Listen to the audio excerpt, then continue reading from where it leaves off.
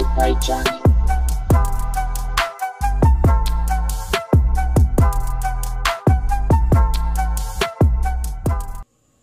Magandang araw sa inyo guys. Ngayong araw na to i-share ko lang kung paano pag-check ng mga no-frost refrigerator. Kahit anong no-frost refrigerator guys, kahit anong brand, halos pare-parehas din naman ng trouble niyan. Lalo kung halimbawang ang cost niyan ay nagiging nawawala ang lamig sa baba.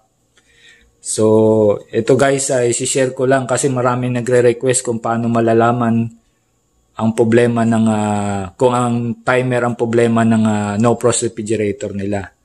So guys, tara simulan na natin. So guys, kung bubuksan nyo, kung titingnan nyo agad kung ito ang no-frost refrigerator nyo guys, ang lahat ng no-frost refrigerator ay may fan, may heater at may thermodisc sa loob at mayroon din timer. So unang titingnan nyo guys, ang nagiging problema kasi nung guys dito sa taas malamig, pagdating dito sa baba ang karamihan na nagiging problema nila is walang lamig. So pagka ganyan guys, ang problema niyan, may bugahan kasi yan dito sa likod. So yan, bumubuga yan. Ibig sabihin, kung nawawala ng lamig dito sa baba, ibig sabihin, wala nang bumubuga dito nang galing sa taas. So kung titingnan nyo guys, dito sa taas, una nyo kagad titingnan kung no-frost ang refrigerator nyo, yung pan. Kasi lahat ng no-frost may pan. So pakiramdam nyo agad muna, ayan, ibig sabihin may nararamdaman kayong bumubuga, umaandar ang pan. So ibig sabihin, gumagana ang pan nyo kasi bumubuga siya. So ang nagiging problema, kaya umaandar siya pero hindi niya may tulak yung hangin pababa dahil napupuno na ng yelo to dito sa loob ng evaporator. So ibig sabihin, pag napupuno yan, wala nang hangin na bubuga sa baba palabas dito. So ibig sabihin, nagkaroon ng yelo dito sa evaporator. So ngayon guys, marami nagtatanong kung paano ba kagad malalaman kung ang timer nila is may problema. So ito guys, 4 lang kasi ang titingnan nyo dito Kung ang pan umaandar, chichikin natin ang thermodisc at ang heater at ang timer. So kung ang pan umaandar, so 3 na lang ang pwede nyo chikin guys. So ngayon ang gagawin natin, so ito halimbawa matigas guys. So kailangan buksan natin to para malaman natin kung ano yung nagka-problema. So ituturo ko kagad ang pinakamabilis na paraan para malaman kung ang timer nyo may problema. So ganito yung guys.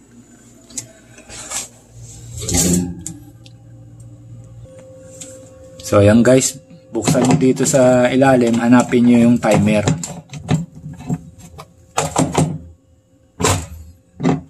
So ito guys, kasing Whirlpool, nandito yung mga timer nito sa ilalim dito. So ayan. So ito guys ang timer ng Whirlpool. Sa ibang brand, minsan ang timer nila nandun sa likod ng malapit sa compressor, pero ito nandito guys. So ayan guys, babaklasin nyo lang tong timer. Ingat lang kayo guys kasi may kuryente to, pero kung hindi kayo sanay, unplug nyo muna.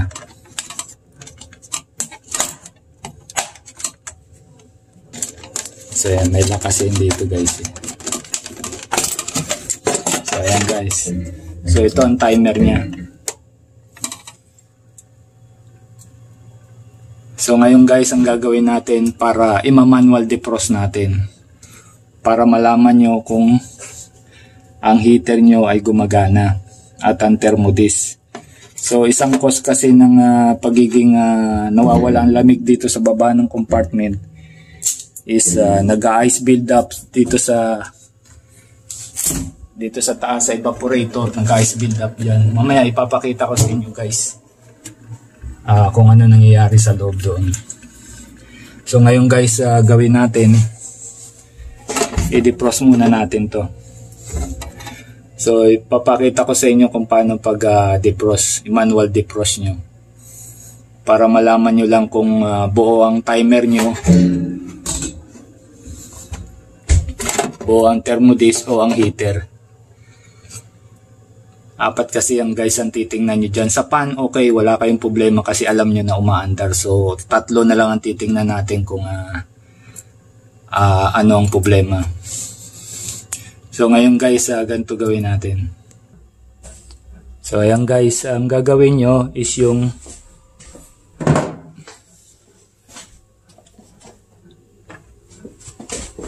itong timer guys, pipihitin nyo ng dahan-dahan. Dahan-dahan yung pihitin yan. Kuha kayo ng flat screw. Dahan-dahan yung pihitin yan.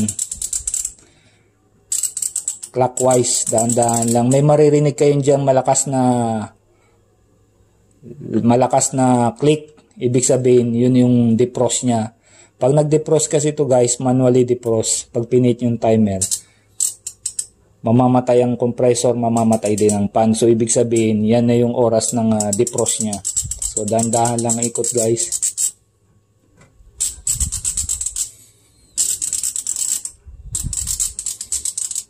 Ayan. May maririnig kayong malakas na lagitik, ibig sabihin yun yung defrost nya.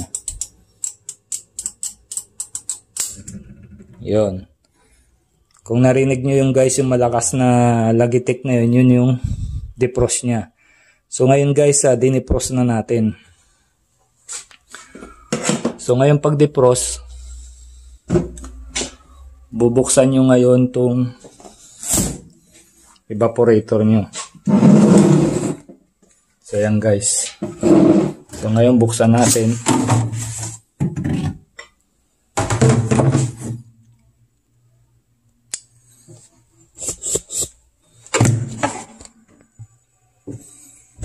So ayan guys, bubuksan na natin ang ating evaporator.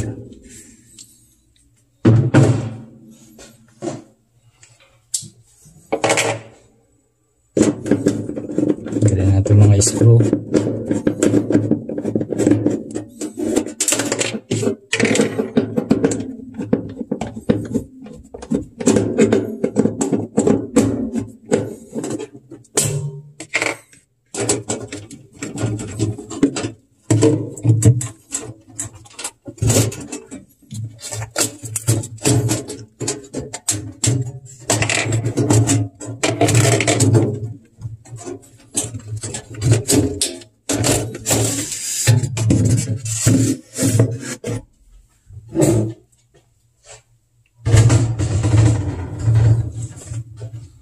So ayan guys, ito ang loob ng evaporator.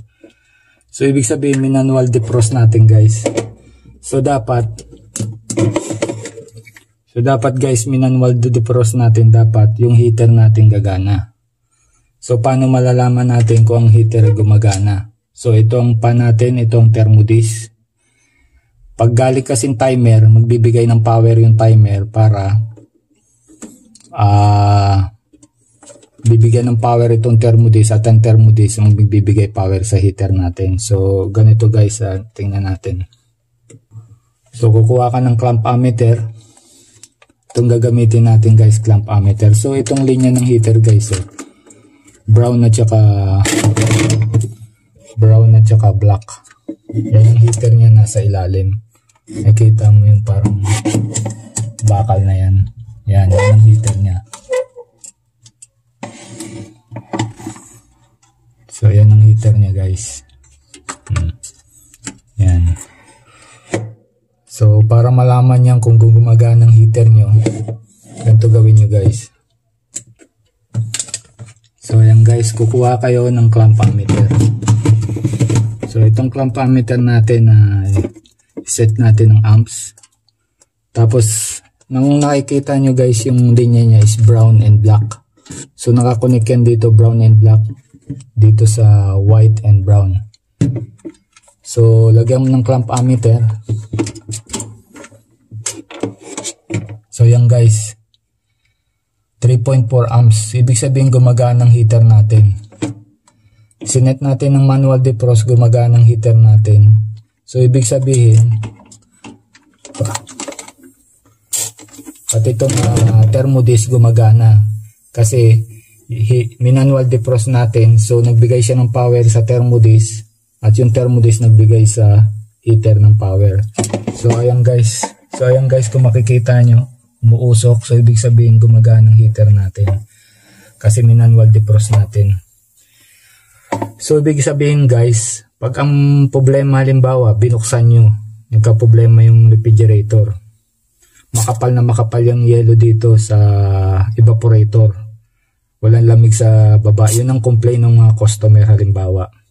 So i-manual defrost mo kaagad tong timer, iset mo kaagad siya dito sa pinaka defrost time niya, iset mo, tapos buksan mo to, lagyan mo siya kaagad ng clamp meter dito sa may connection ng heater at thermodisc. So ayan guys, kung makikita nyo may reading, so ibig sabihin nagde-defrost siya. So apat kasi yan ang titingnan nyo guys kaya nagiging problema pag walang lamig sa baba. Either ang pan di umaandar, pero umaandar kanina, so thermodisc pwedeng sira, pwedeng heater. Pero kung makikita nyo, manual defrost kagad natin yung timer, gumana naman yung thermodisc natin at heater. So ibig sabihin wala tayong problema sa pan, thermodisc at heater.